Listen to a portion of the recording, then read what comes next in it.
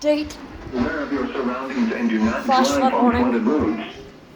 Please report observed flooding to local emergency services or law enforcement and request they pass this information to the National Weather Service when you can do so safely.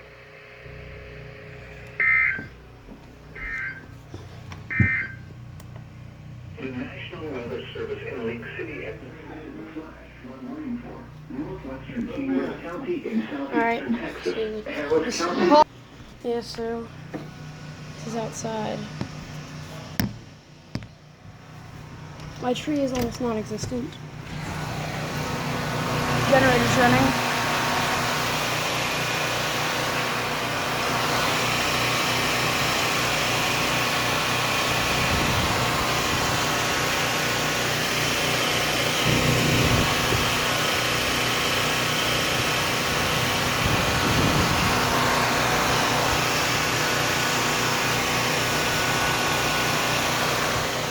Hey, I want to take a video.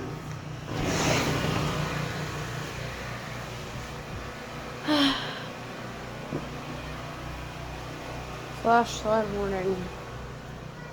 Gosh. So many things. It is downpouring outside. So yeah. Well, it's another update.